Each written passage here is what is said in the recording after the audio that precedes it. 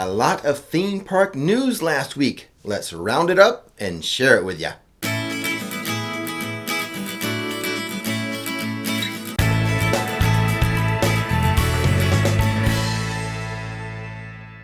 We now have some information regarding Disney's Blizzard Beach.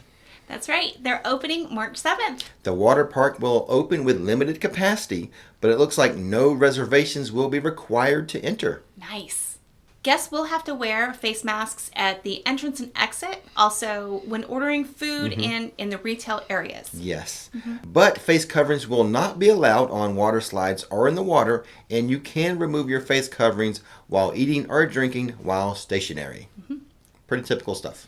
While the reopening date for Blizzard Beach is March 7th, they haven't said anything yet about Typhoon Lagoon reopening. No, they have not. Disney World has also updated its social distancing guidelines. Yes, they have. It now states that parties 10 or more, they have to break up into smaller groups while like in the queues and while like in restaurants and dining establishments. Oh. At Disney's Magic Kingdom, the People Mover has been spotting moving again, just not with people in it. Good news, right? Yes. Not so fast there, Sparky. Oh no, why? Disney has again delayed the reopening of the People Mover by like a full month. Oh It no. will not reopen before March. Oh wow. They keep trying. They keep trying. Moving on to SeaWorld news. SeaWorld Orlando, at their Seven Seas Festival, they have announced that a concert series will be a part of that festival. That's fantastic. And the festival starts, February 5th? Yes. It will mark the first time in like nearly a year that concerts will be part of in-theme park activities. Fantastic. Got a couple groups. Now, they haven't announced the full lineup yet, but there are a couple groups. Right. The Blue Oyster Cult Band and is it Air Supply? Yes. Awesome. So those two will perform, and we're waiting for the other announcements. But it's good news that we actually have like concerts Yes. in the theme parks again. Yeah. You know, because a lot of them do have those concert series. Epcot usually has some type of concerts. Yes. Universal with Mardi Gras and stuff. So it's good that we're taking another step. Yeah. Taking another step. Makes me happy. Me too. Over at Universal Orlando, some news. Yeah. The Jurassic World Velocicoaster. Still not crazy about that name. But the marquee is up for the entrance. Looks awesome. Yeah, I'll put a picture up from our friends at Orlando Informer. They got a shot of it. They sure did. It's a great shot. And as I mentioned earlier in the week in a different video, we are learning that team members who are assigned to that attraction, they are being pulled from their other attractions, the current attractions they're working at, to their Velocicoaster assignment. Nice. So there might be some training going on, maybe some outfitting of some uniforms, you know. So good. And as I said in that video, the sentiment among the team members, they're thinking a March soft opening. Yeah, sometime after Mardi Gras? Is that what you're telling me? Yeah, that's what they're saying. That's their thought. That's their feeling. But we'll see how it goes. Exciting. The official grand opening, Universal is standing by that summer time frame, which, you know, March is not summer. No. So, but I think Hagrid's did not have a soft opening. When Hagrid's Motorbike Adventure opened, they did some team member testing, and then they just opened it. Right. So I'm thinking with Velocicoaster, they might have some soft openings to try to work out the kinks. Yeah, there's something to be said for those soft openings. Absolutely. So we'll see how it plays out, though. And at the time of this recording, Bruce the shark over there by Shea Alcatraz is missing. Oh, no. He's been removed. Oh, no. Don't worry. Okay. I think it's just for like maintenance, maybe a fresh paint job, maybe seeing the dentist. Yeah, I think he might be seeing the dentist or the orthodontist. I think he was missing a tooth or something. Yes. But while Bruce may be gone, Murph is still there. So go to Shea Alcatraz, get yourself an ocean attack. Hopefully his little Muppet or puppet that he uses is not out for maintenance as well. That's right. All the bartenders there at Shea Alcatraz are awesome. Yeah. So they all do the puppet show. So they do. It's all fantastic. Go get yourself an ocean attack.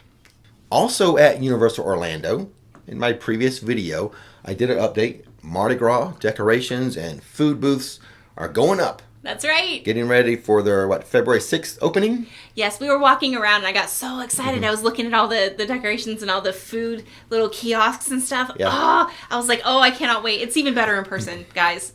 Oh. Now that will open this Saturday, February 6th, right? Yes. And I think, can we go ahead and commit to doing a live stream that night? Oh, definitely. Definitely. Okay. Even though yeah, I know live it with us. Live the moment with us. Even though I know it's going to be full of copyrighted music, so oh yeah, I'm not going to make any money from YouTube off that video. No, not but at all. We will show you a good time. That's right. Wherever you're at, maybe you're overseas, maybe you're up north, you're stuck inside. Yeah. Come along with us and check out Mardi Gras. Universal has started a new program, a ticket program for military and their families. Which is fantastic. The 2021 Military Freedom Pass. There you go. You said it. So a 3-park pass is $240. If you get the Freedom Pass without Volcano Bay, it's $200. Wow. And there's no blockout dates. That's awesome. So to get more information on that, just visit universalorlando.com/military. A little bit of news over at Epcot. Yes, something's going on with that Grand Fiesta Tour. Yes, so Donald Duck. Yes. At the end of the ride, there's the 3 of them there. The 3 amigos? No, not the amigos. The amigo means friend, but it's the 3 caballeros. Right. The 3 amigos, that's Steve Martin, Martin Short, and Chevy Chase, right? Yes. Okay, different thing. Totally different thing. But at the end of the Grand Fiesta ride, yes, the 3 of those guys, Donald Duck. Yep. Who's the other one? Is it Jose and Pachito? Yes, I think those are it. Anyway, they're at the end, but Donald's been missing for a while. Yes. They've now taken away the other 2. And they've replaced it with what? Cardboard Cutouts. So one can only assume they're fixing those guys up. Like Donald was having problems and he was gone. They're just like, hey, let's just fix all 3 of these guys. So if you're visiting Epcot and you go on the Grand Fiesta Tour, a little different ending. As attendance grows, Universal Orlando and Universal Japan, they have broken even during the holiday season. Well, that's good. So they weren't losing money during the holidays. That's good. That is good. Comcast CEO Brian Roberts was upbeat, saying that the company is confident about the theme park's future and the recovery ahead. Comcast also mentioned that Universal Beijing is set to open this summer, but did not say when construction of Epic Universe will resume. Now back over to Disney. The Jungle Cruise is going through maybe some enhancements. They are having enhancements. As part of the story update, we'll get to follow a skipper and his passengers as their journey goes awry. For the first time ever, the skipper role will be represented by a show figure within the attraction itself. I am very interested to see what Disney does with this. You're right. For years and years, when you go through, or forever, for the whole history of that ride, when you go through the Jungle Cruise, you see these different scenes, and they're mainly animatronic. So one can only assume with what I'm reading here is that live actors will be at certain scenes. That's the way I read it. Wow. Yeah, that'd be cool, I think. Yeah, that would be. I mean, for me, the best part of the Jungle Cruise anyways are those silly puns. Anyway. I love a good pun. Yeah. And here's a couple more little tidbits before we get to the question and answer segment. Disney Springs, what's happening over there? Yeah, so they just opened up an M&M store there, and I think it's near the bowling alley. Yeah, that's what you told me. From what I can tell, we haven't been out to Disney Springs. It's been a while. Yeah, so maybe we need to head out there and check that out. Yeah, so there is a new M&M store. Yeah. Is the one at the Florida Mall still there? That's a good question. Not sure. I don't know. But anyway. But you can design your own M&M, like Disney designs and things like that. So it's great. Well, the one that was at the Florida Mall was pretty cool anyway. Right. So I'm sure this one is as good or better. That's right. And the other little piece of news regarding Pop Warner football.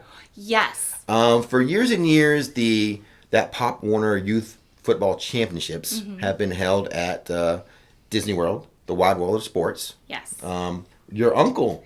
Yes, I have 2 or 3 uncles, in fact, that would bring their teams from California out to participate in that, and they would stay at the hotels.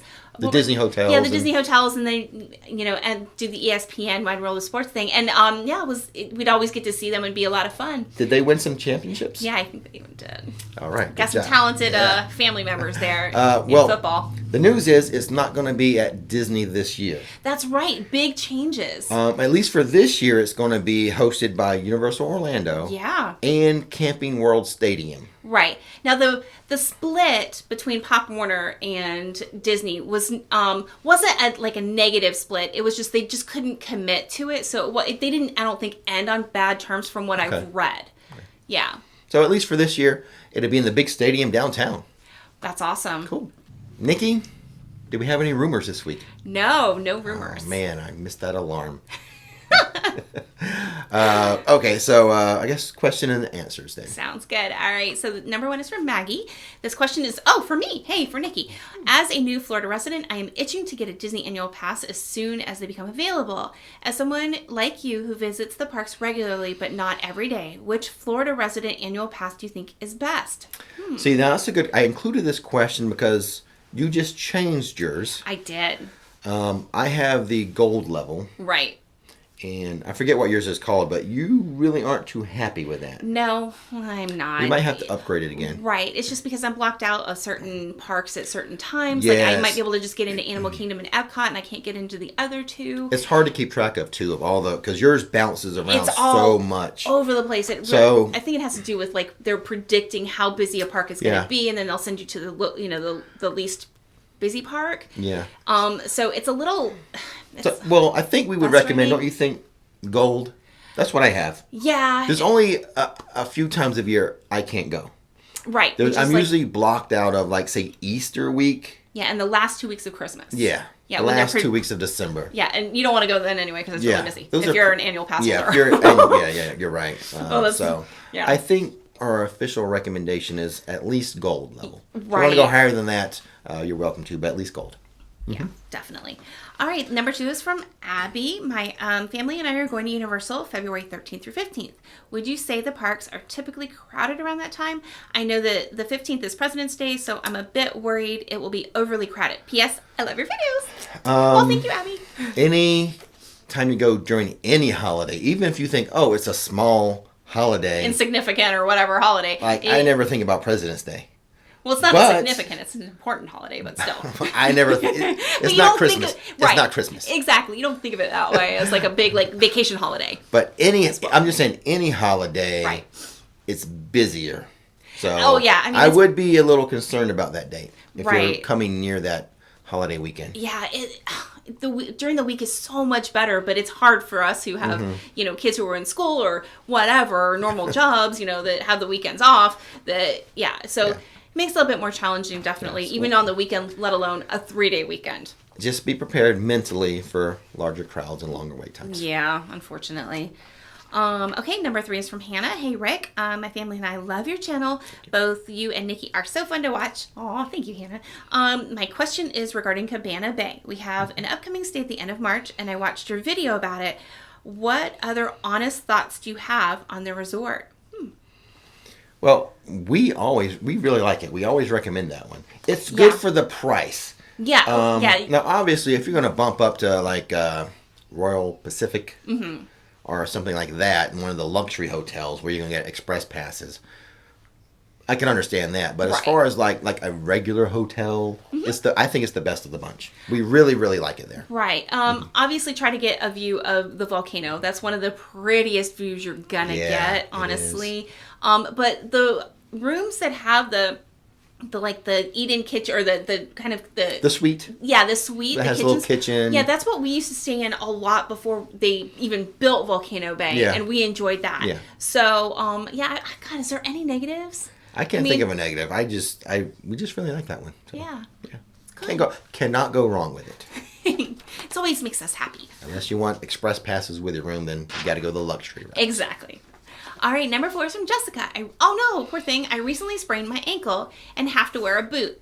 Oh, I feel your pain. Oh my word. Plenty of videos with you wearing a boot. Exactly. And was wondering if I can still do all of the rides at Universal when I go in a few weeks. Well, could you? Yes, I got in and out of every ride. It was a little tight. The Mummy was tight getting in and out of. Yeah, because those use the ones that have like the foot bracing or the leg bracing. Yeah, the ones that go over your lap, you mean. Yeah, so that some of them like Gringotts, because that one goes right near your shin. Yes. So, I mean, it was a little snug, but I was able to get in and out of everything.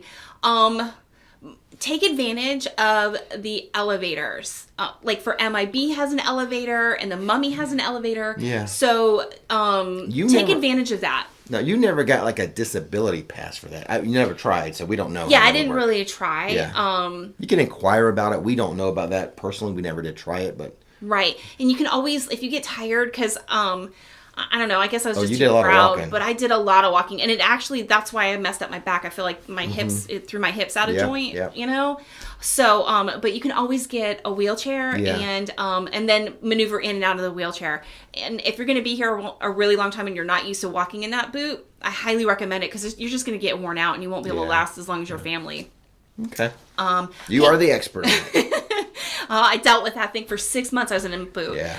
All right, number 5 is from Tim. I purchased a 3-park Universal Orlando Power Pass. This is my first annual pass to Universal, and my question is, am I able to ride the Hogwarts Express, and if so, is it limited to the number of times per day?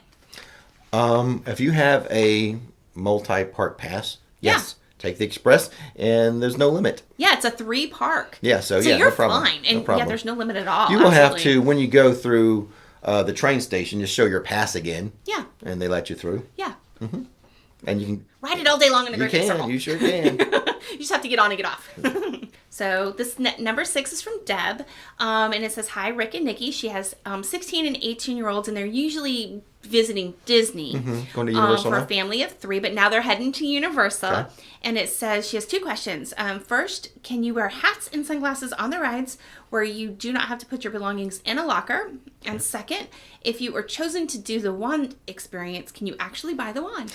So hats and glasses, that's me. You wear hats too sometimes. I wear hats a lot in the summer, Your sunglasses or eyeglasses are no problem. You can wear those. Now hats, roller coasters, they will make you take off your hat. Right, even as slow as the Woody Woodpecker house, you have to take your hat off. They'll tell you to just like tuck it under your shirt or something. Yeah, so you can go through the line with your hat, because I have hat hair like in the summer bad, and I'm wearing my hat to the last minute, and then I sit on my hat. Yeah. For the ride. I tuck mine in my shirt. Right. So there you go. And what was the other part of the question? The other one was, can you buy the wand from the wand experience? Yes. They encourage you to do so. Yes, they do. Most certainly, they want you to buy the wand that chose you. Yeah. So. All right. Last page. Oh, we're running out of ink on this. No, we're not running out of ink. What? I put that in red because I wasn't sure if I wanted to include that because I knew I had a lot of news. So I was like, but let's go ahead. Let's go ahead with those questions. Because it looks gray. I thought I was going to save those for next week. But I got you. All right. Let's run with it. All right. Number 7 is from Ben. Has Universal or Disney made any statements of how they plan to handle people that have been vaccinated for the coronavirus? And will they continue to require face masks for these people? It's a good thing we kept that in. Because there was actually news this week on that. Yeah. Disney said yes, even if you've been vaccinated, you will still be required to wear a mask for the time being. I guess they're probably waiting for a certain percentage of vaccines to be distributed before they change that. So, yes, for now. For now. When that changes, we'll let you know. Okay. Number 8 is from Amaya. Hello, we are coming mid-September, mainly for Universal and HHN, but we are wanting to spend the day at Disney. What Disney park do you think would be best to go to for a one day? Well, what do you think? There's 3. This is all opinion, there's no wrong answer, but... I think there's 3, technically. The 3? We've got to pick one. Well, I know, but I mean, we can't. There's 4 parks. We can't say can't recommend 3. Magic Kingdom is huge and will take you forever. There's no way you can get that done almost in a day or a half day. I would still say Epcot, because there's not a whole lot open, and then Hollywood Studios. If you pick and choose the few rides that you want to do, you could do that in a day. So I don't know. I'm not helpful. Let me handle this. Okay. I'm not afraid to give even my opinion. Animal Kingdom. See, I like them all, so I can't pick for you. I don't know. I like every single one of them. You be quiet now. Let me handle this. I would put it to you this way. If you want a more classic visit, go to Magic Kingdom. But I would say to go to our favorite Disney park, which is Hollywood Studios. That'd be my recommendation. You can pretty much, I think, get everything done in one day, and to me, it has the best rides. But if you want that classic Disney feeling that is Magic Kingdom. Okay. Number 9. Never mind. 9 is Woo! Got a little testy there. All right. I say go to all of them. That was not the question. We had to give her one. Fine, I can't make All right. decisions. You answer me. Yes, shush. Let me just ask my question. Is this the last question? Yes, this is the last question. I need to know if it's the last one. Patience. God, give me patience. Hey, boy. All right, number 9 is from Lauren. I was wondering about Universal Virtual Line. Are the reservations linked to your tickets or just to be logged in on the property? I wanted to know this to see if 2 people from the same party but different phones can use the app to make the reservations. That is actually a Rix trick. It is. Yeah, multiple phones, multiple parties, people in your party should be trying to get virtual lines. Yes. Especially for like Hagrid's. Let's just say, if we just visit the 2 of us, we both try to get a virtual line for it. Right. And you just, there's a sliding scale. You Yes. slide over the number of your party. Yes, because you don't put your ticket You don't number link- you know, or you your don't link pass it. number into the app. You don't do any of that. No, so no. all you do is you just slide the number in your party over. Yep. So I could, I'll get a reservation for Hagrid's. I'll say party of 2. She can do the same thing, and we can double up on it. Yep. Mm-hmm. Exactly. That is a Rix trick. And now that I know that was the last question, I can say thanks for hanging out with us. And as always, Don't miss the magic. Don't miss the fun. thanks for watching Rix Flix. And now it's time to relax.